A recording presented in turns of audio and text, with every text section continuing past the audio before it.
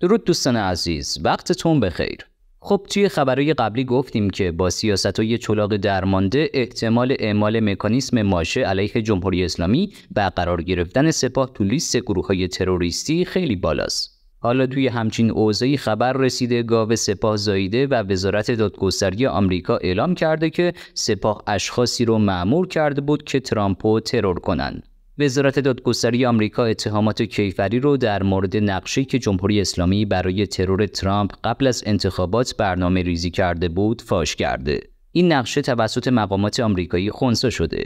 به گفته خبرگزاری آسوشییتد پرس، دفتر تحقیقات فدرال آمریکا FBI تونسته نقشه‌ای که جمهوری اسلامی با استخدام یک قاتل برای ترور ترامپ کشیده بود خنثی کنه. FBI در تحقیقات خودش اطلاعاتی رو جمع‌آوری کرده که نشون میده فرد یا افرادی به دنبال استخدام قاتل حرفه‌ای بودن تا به عنوان پیمانکار اقدام به این ترور کنه. خبرنگار العربیه هم گزارش داده فرد ایرانی که به تلاش برای ترور ترامپ متهم شده ارتباط مستقیمی با سپاه پاسداران داره.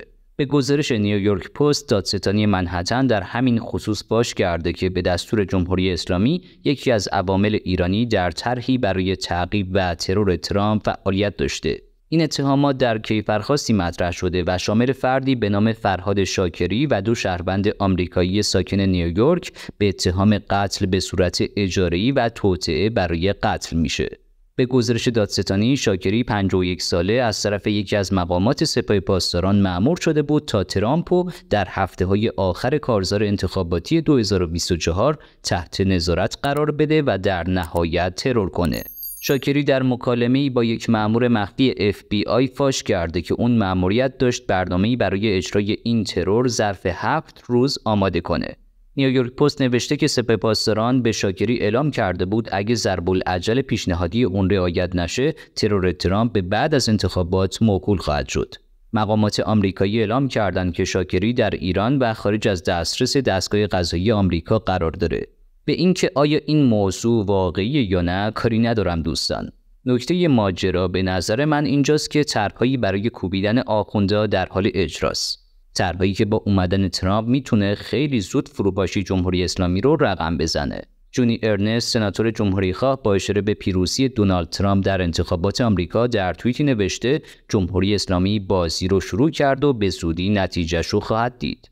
اون نوشته ترامپ فشار حداکثری تحریم‌ها رو بازگردونده و تهران رو به زانو در خواهد آورد. همین الانش هم جمهوری اسلامی به زانو در اومده. خزانه حکومت خالیه و به جز فروش نفت دیگه هیچ درآمدی نداره.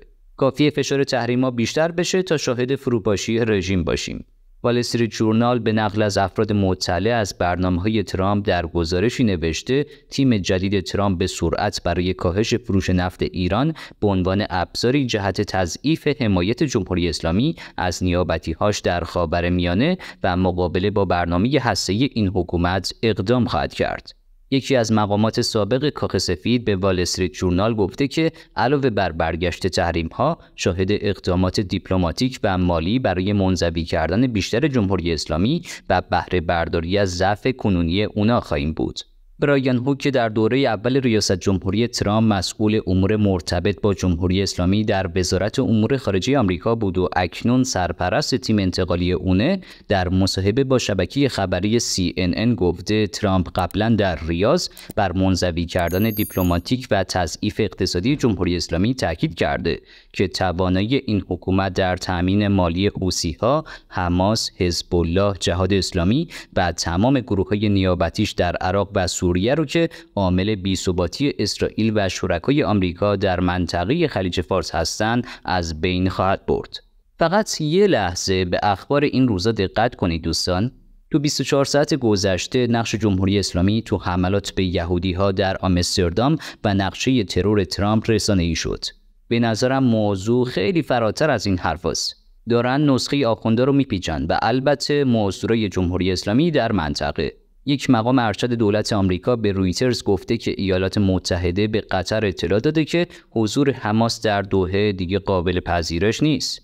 این درخواست بعد از این صورت گرفته که حماس آخرین پیشنهاد برای توافق تبادل گروگان‌ها رو رد کرده. به گفته این مقام آمریکایی، قطر حدود 10 روز پیش این درخواست رو به رهبران حماس ابلاغ کرده. شبکه تلویزیونی کان اسرائیل هم با تایید این خبر گفته قطر تا حالا چندین بار به مقامات حماس اعلام کرده که باید از این کشور خارج بشن. حالا در پی انتشار این گزارشات گمان زنی‌ها در مورد مقصد بعدی گروه حماس آغاز شده. به گزارش تایمز اسرائیل، ترکیه، جمهوری اسلامی، عمان، لبنان و الجزایر به صورت بالقوه به عنوان مقاصد احتمالی این گروه در نظر گرفته میشن. با این حال به گزارش CNN به نقل از یک مقام آمریکایی با توجه به عضویت ترکیه در ناتو و شراکت این کشور با آمریکا به نظر نمیرسه که آمریکا با استقرار حماس در ترکیه موافقت کنه. این مقام آمریکایی همچنین افزوده که حماس فرصت چندانی برای ترک قطر نداره و این مهلت تمدید نخواهد شد. خب دوستان، برداشت من از همه این خبرها اینه که باید منتظر روزای حساس باشیم. اینطور که پیش میاد ترامپ و نتانیاهو قراره یه گور دست جمعی واسه جمهوری اسلامی و تمام موضوعاش در منطقه بکنن.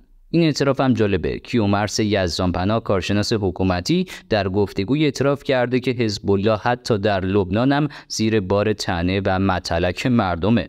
توجه به صحبت‌های رهبر انقلاب که فرمودند در لبنان نیز عده‌ای به گمان ضعیف شدن حزب الله زبان به طعنه علیه این تشکیلات باز کرده اند. آیا به نظر شما این تشکیلات و آخرین وضعیت این تشکیلات به چه صورت هست؟